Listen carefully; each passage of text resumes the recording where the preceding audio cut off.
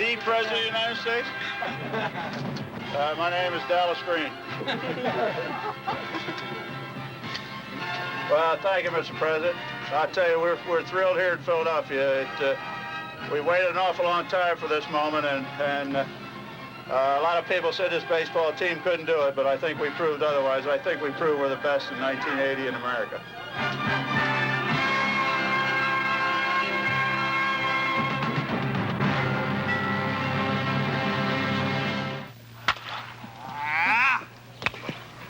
It all began in Clearwater, Florida, where some 46 players tuned up under Maestro Dallas Green, the newest man in the Phillies conductor's chair. It's like the Boston Symphony Orchestra. You have a bunch of fabulous musicians, but if you don't have a maestro to put them all together and let them make their music and make that sound come out right, then the musicians are lost. And I think this year Dallas is the kind of maestro the ball club has been looking for. And I think with his leadership and the ability to take our talents and give it direction, I think we're absolute favorites this year.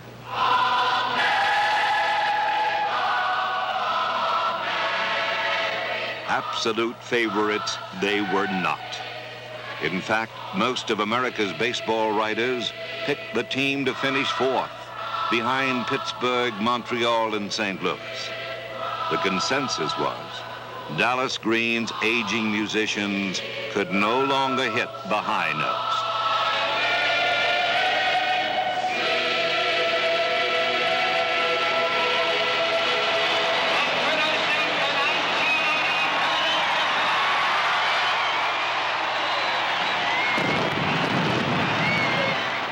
Could Dallas Green stop the Phillies' decline? Or would the preseason death notices hold true? As soon as the first ball was delivered, Philly fans would have their answer.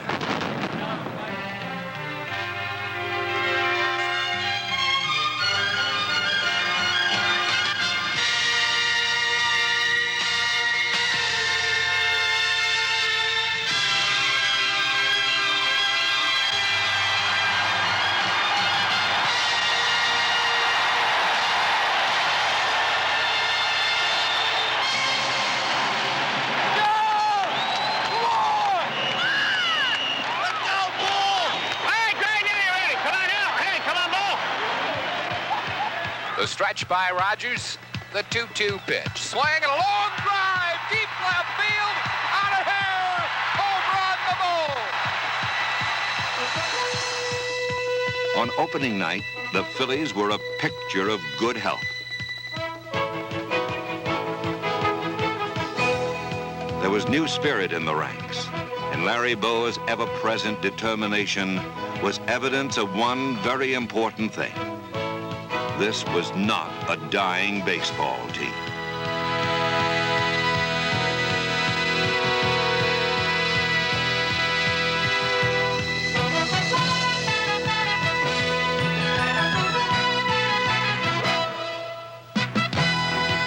This was Dallas Green's kind of team. Disciplined in fundamentals, sound in execution, and always willing to get down and dirty.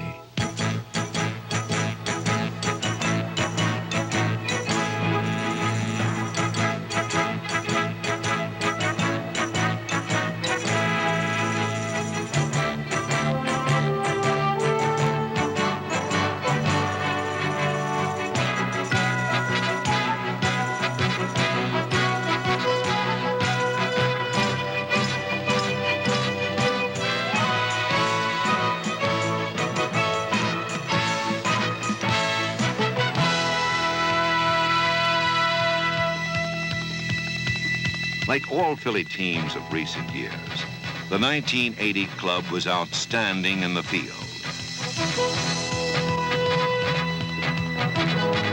Mike Schmidt and Gary Maddox won Gold Gloves, while everybody made the plays.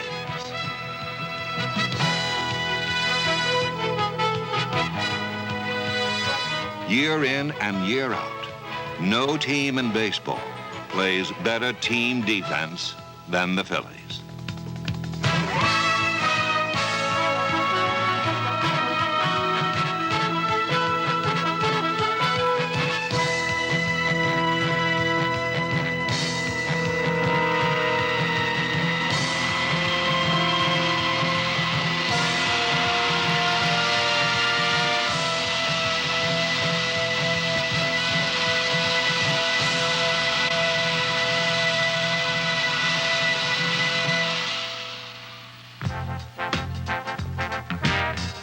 Among the surprises of 1980, none was more pleasant than the blossoming of catcher Keith Moreland. Moreland was a 26-year-old rookie who pummeled National League pitching like a seasoned pro.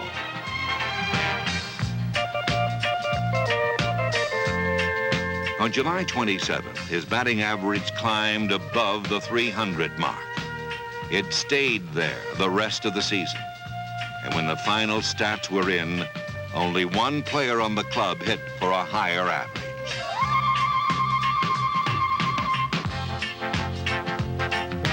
That man was 24-year-old rookie Lonnie Smith, Philadelphia's offensive catalyst.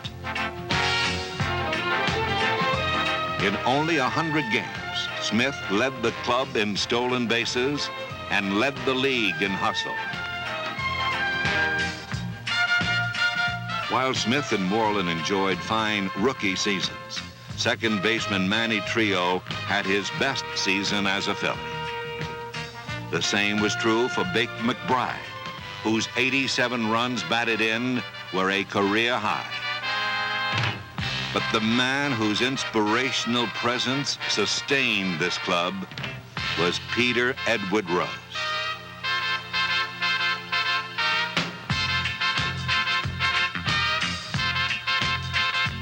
At 39 years of age, Rose was the only Philly to play every day, and the years have diminished neither his zest for the game nor his appeal to his admirers.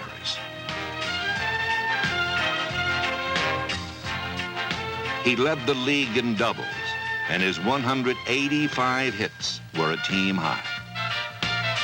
But much deeper than statistics is this one simple observation. In the whole history of Major League Baseball, only a handful of men have played the game with the passion of Pete Rose.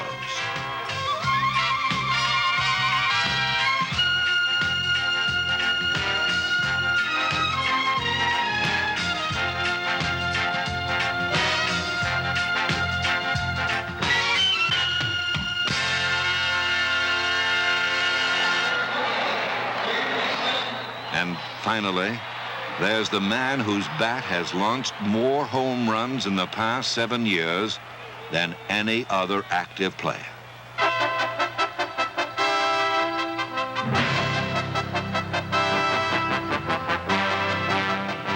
He is today the premier power hitter in Major League Baseball, 1980's most valuable player. His 48 home runs established a new Major League single-season record for third baseman and earned him his 4th home run title in 7 years. Michael Jack Schmidt, Philadelphia's Sultan of Swat. Come on, lefty, strike him out! Pitcher Steve Carlton, Philadelphia's King of the Hill.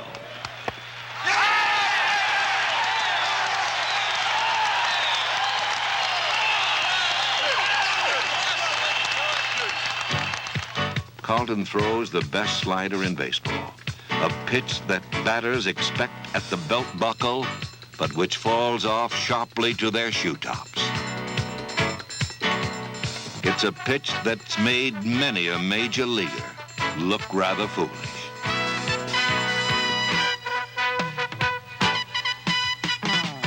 In 1980, Steve Carlton became the all-time strikeout leader among left-handed pitchers.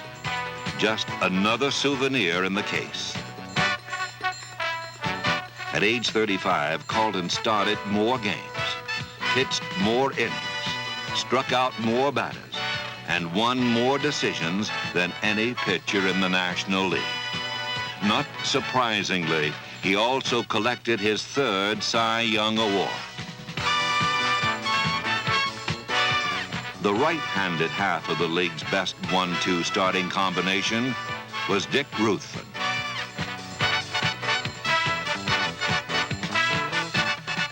When sore arms and injuries depleted the starting rotation, the Phillies reached into their farm system and pulled out a plum in 11-game winner Bob Walk. Later in the year, 6'5" Marty Bystrom arrived from Oklahoma City, eager to contribute.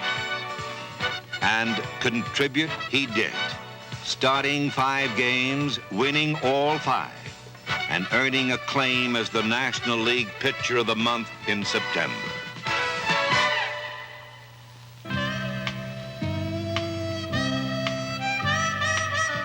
The good news from the starting front was bad news for the men in the Philly bullpen.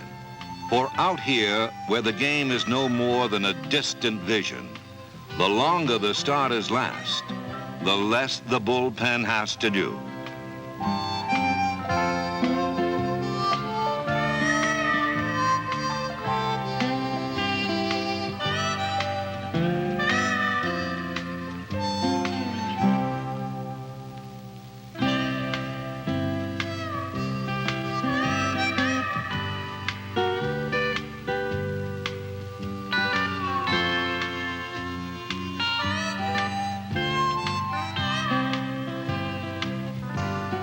For bullpen boredom, there's only one known cure.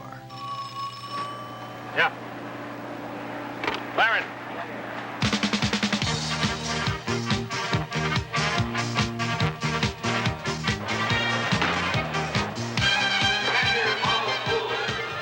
When duty calls, relief pitchers become baseball's lone rangers, coming to the rescue of thousands with a trick pitch and a hearty Hi-Yo Silver.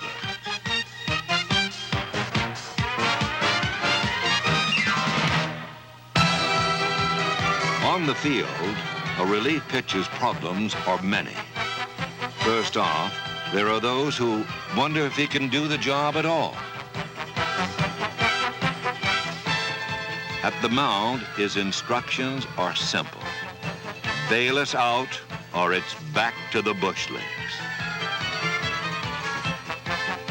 Throughout the 1980 season, the men with the gunfighter eyes did the job, arriving in the heat of battle and dousing the fire.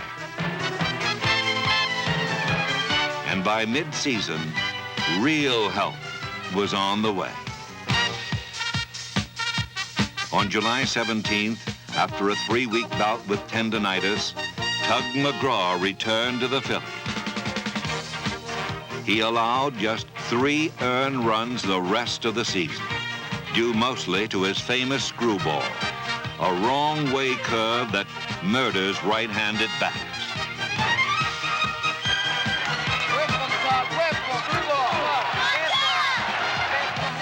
Nobody turns on the vet quite like the Tugger.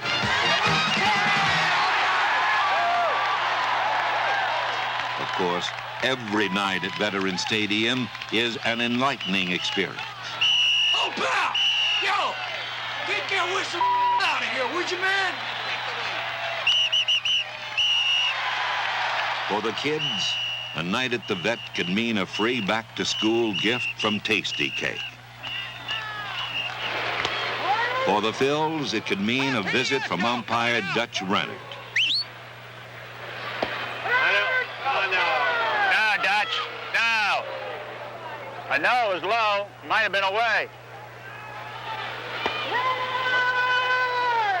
At least one umpire is always welcome. Hi, sweetheart. I miss you. Get the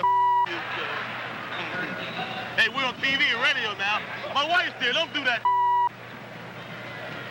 Eric Gregg, the Fanatic's favorite. Hey, Gigi, let's go. Right here. Come on, let's go. Come on now. Come on, Mike! Hit a gapper for us. Come on, get us started. Hey, Big. Hey, let's go. Come on, Bay City.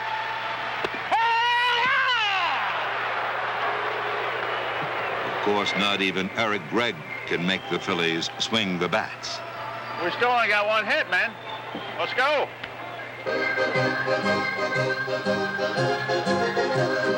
So when things are a little slow, that's when Paul Richardson takes over at the stadium keyboard. nobody in town knows more about the psyche of Philadelphia baseball fans.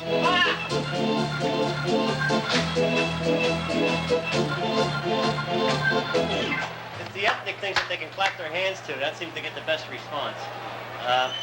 But the situation isn't right. You got a tie ball game. It's 2 tenths yet. Hey, good inning, Bobby. Come on, let's go. Come on, Bobby. Boone hitting .228. 9 homers. He has knocked in 51 runs.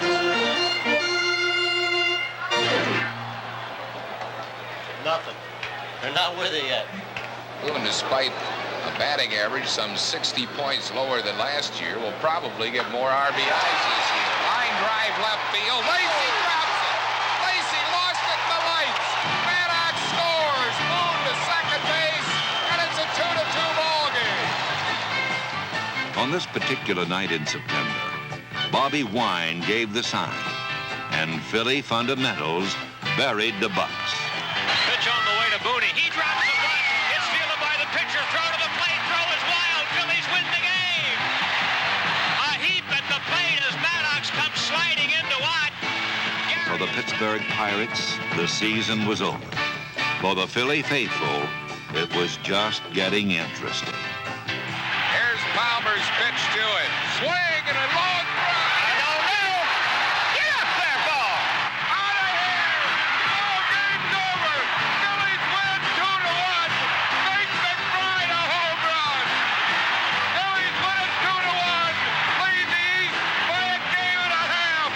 Nate McBride bombed at home plate by his teammate. With a week to play, the Phillies were on top.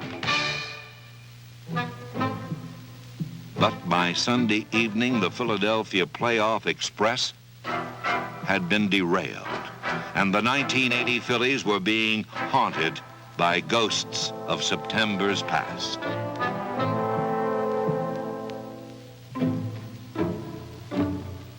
Were Philly fans about to be disappointed?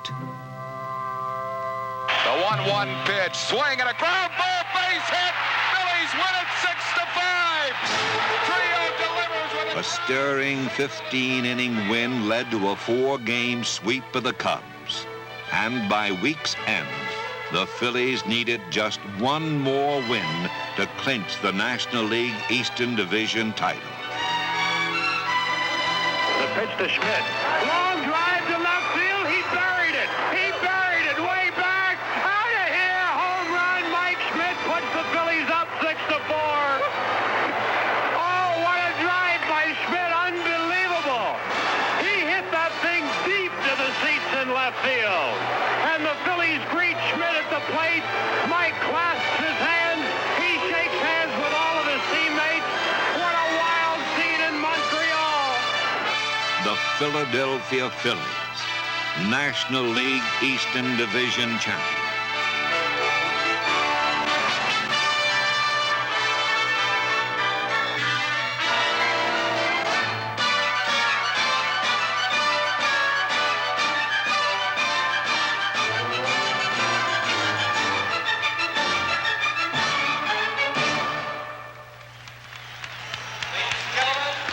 Manager, the NL Eastern Division champs, number 46, Dallas Green. Game 1 of the League Championship Series was like opening night revisited, right down to the particulars. 3-2 pitch, swing and a long drive. There she goes. Way out of here. Home run. Greg Luzinski. Right away, baby. That's it. That's it.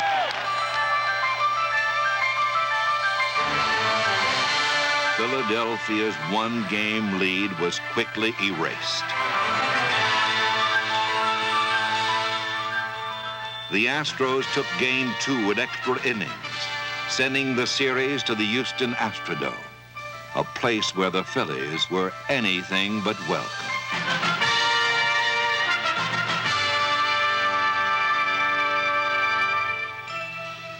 Ahead lay 3 of the most action-packed days in league championship history.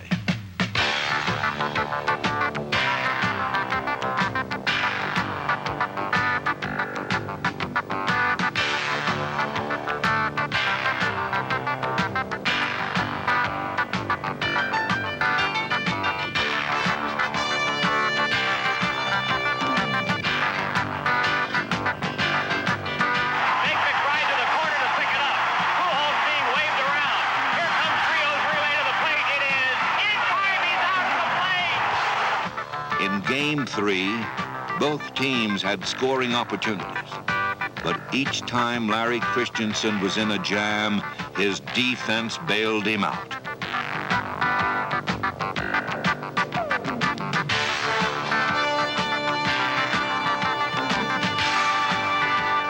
The scoreless tie took its toll as Houston lost Cesar Cedeno. But in the 10th inning, Philadelphia lost the game.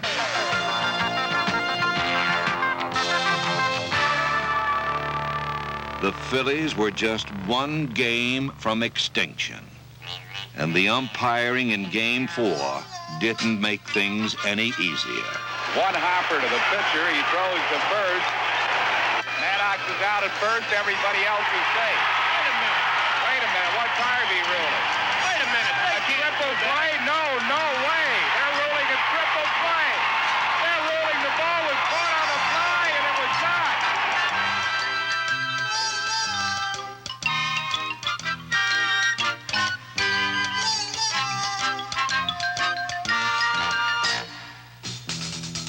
For the third straight day, the game reached extra innings. Then in the 10th, the Bull bounced one off the wall, and Pete Rose headed for a game-winning rendezvous with Astro catcher Bruce Bochy.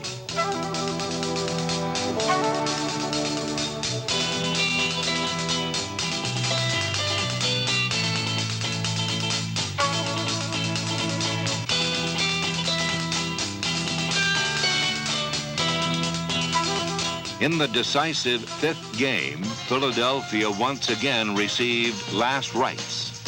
But versatile Greg Gross laid down a perfect 8th inning bunt to load the bases.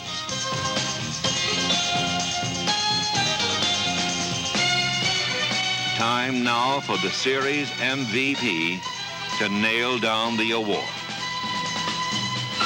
Line drive left field, base hit! Here comes Avalos to score! That ball's in the corner! Here comes Unser for the plate! He's gonna score! He goes into third, Manny Trios to third with a 2-run triple! Phillies lead the game 7-5! When Houston had the audacity to tie the score, Gary Maddox's big clutch hit nailed down the win.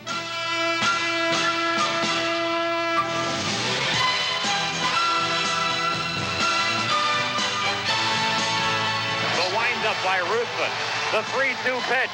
Here's a punch shot to center field. Maddox racing over. He catches the ball. Phillies win the pennant. The Phillies have won the pennant. The Phillies win the ball game 8-7. They go to the World Series for the first time in 30 years.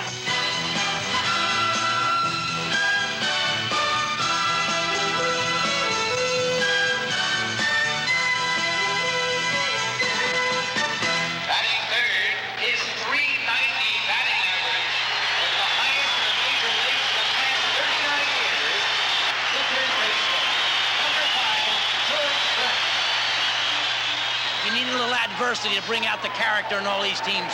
You look at all the World Series winners. The Oakland A's had a lot of scuffling, but they won it. The Yankees, a lot of scuffling, but they won it. Kansas City likes each other too much. They're going to lose. Trailing 4-0 in the third, a rejuvenated Bob Boone drove in the first of 5 Philly runs, turning the base paths into a pinstripe carousel.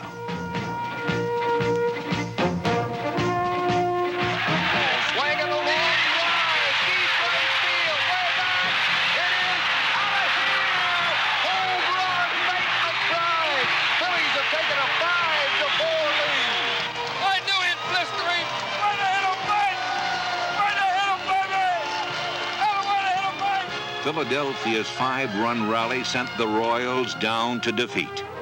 And in Game 2, a 4-run 8th inning gave the Phillies yet another come-from-behind win.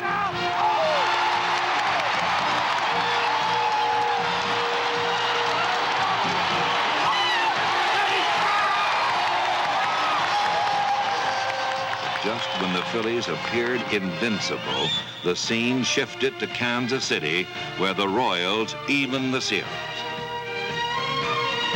In the all-important fifth game, Kansas City took a one-run lead into the ninth and sent out their bullpen ace to protect it. The Phillies sent out pinch hitter extraordinaire, Del Unser. Here's the pitch to Unser. Swing and a smash past Akins and down the right field line. Mike Schmidt is heading for third base, being waved around third. Here is the relay throw to the plate, and Schmidt is safe at home plate. Unser eventually scored the game-winning run, and the Phillies returned home just one win away from their first ever world championship. But by now, it was a bygone conclusion. Here's the pitch to Schmidt. Swing and a line drive hit right center field. Boone scores. Here's Lonnie Smith being waved around. He scores, and the Phillies lead it 2-0. Swing and a high pop foul near the Phillies dugout. Boone knocks the ball. Rose grabs it. What an incredible play. And there's 2 outs here in the ninth. After 97 years of waiting, Philly fans were one pitch away from celebrating a world title.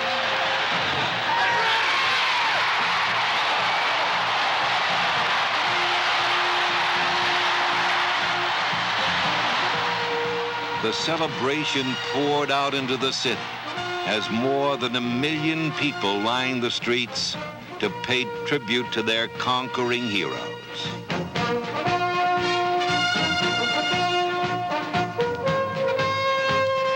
Finally, before a packed house in JFK Stadium, Mike Schmidt gave the final blessing.